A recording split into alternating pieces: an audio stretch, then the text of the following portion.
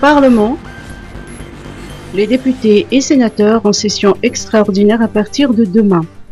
Les députés et les sénateurs sont convoqués pour une session extraordinaire à partir de demain, 17 mars 2021, l'élection de leurs représentants respectifs au sein de la Haute Cour constitutionnelle, ainsi que l'examen de 3 projets de loi, dont le projet de loi modifiant et complétant certaines dispositions de la loi 2018-011 du 11 juillet 2010 relatifs aux collectivités décentralisées sont les points à l'ordre du jour.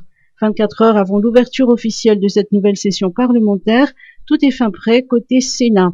Le sénateur Richard Ramanambitan a fait savoir qu'un de ces 3 projets de loi à examiner est déjà parvenu au Sénat. Il s'agit du projet de loi relatif au financement du projet PRODIGI ou projet de gouvernance digitale et de gestion de l'identité malagasy. Pour l'Assemblée nationale, la cérémonie d'ouverture de la session extraordinaire aura lieu demain matin au CCI Ivat. Affaire des 73,5 kg d'or, liberté sous caution pour les 3 individus arrêtés. Rebondissement dans l'affaire d'exportation illicite de 73,5 kg d'or saisie en Afrique du Sud au mois de décembre 2020.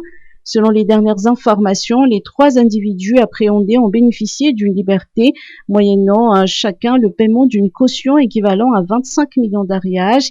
Toutefois, il leur est interdit de sortir du territoire sud-africain. Par ailleurs, ils doivent s'astreindre à une obligation de présence hebdomadaire auprès des autorités compétentes. À Madagascar, les investigations et les arrestations se poursuivent. La dernière en date concerne un dénommé Taoul, un cambiste informel qui aurait fourni en devise un des suspects dans cette affaire.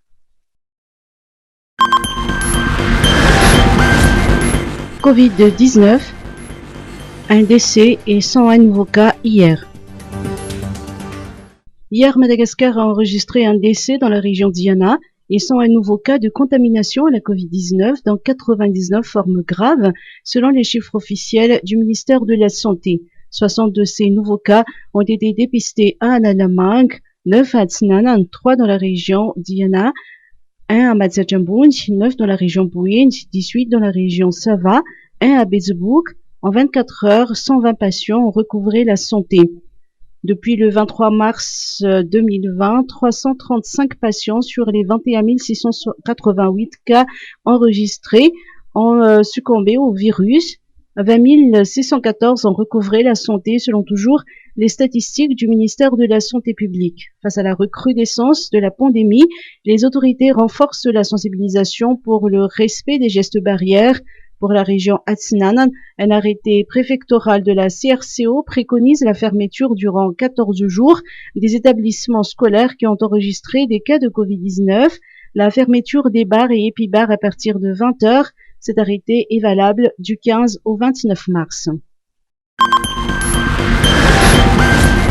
Approvisionnement des cantines scolaires, départ de la première caravane pour le Sud. On peut changer l'avenir des enfants dans le sud de la Grande Île.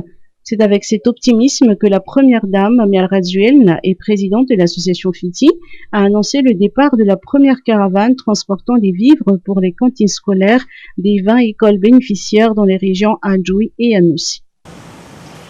On dit qu'il suffit parfois d'un petit coup de pouce pour changer la vie d'autrui. Ainsi va la solidarité. Aujourd'hui, on peut faire plus qu'un petit coup de pouce. Grâce à nos bienveillants donateurs, il est possible de changer l'avenir des enfants du sud de Madagascar.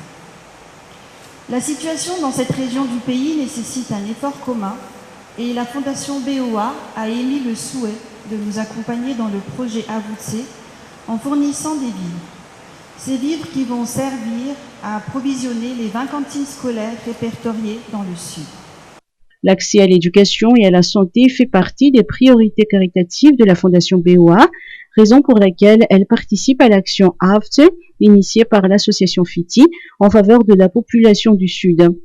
La Fondation BOA, après sa participation au CALITIG, renouvelle-t-elle sa solidarité et son appui envers sa communauté en apportant aujourd'hui son humble contribution à travers 4 700 boîtes de sardines, 42 000 sachets de nouilles, et 400 sacs de riz de 50 kg, qui seront acheminés vers le Grand Sud à travers le projet avancé de l'association Fitilla.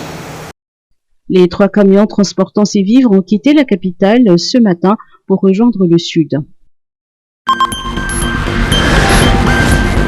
Baria, Madagascar, Jean-Claude Marbet remplace Théodin Ramanzari. Jean-Claude Marbet a été convoqué à la dernière minute pour jouer dans l'équipe nationale. Le footballeur remplacera Théodin Ramanzar, le défenseur de Foussa Junior, qui a été blessé dimanche dernier à Madingue lors de la confrontation avec Osfa en Orange Pro League. Selon les informations, le capitaine du club a été victime d'une fracture de la clavicule et sera indisponible pendant plusieurs semaines. Jean-Claude Marbet le remplacera donc pour le match du 24 mars contre l'Éthiopie et celui du 30 mars contre le Niger dans le cadre des 5e et 6e journées des éliminatoires de la CAN 2022.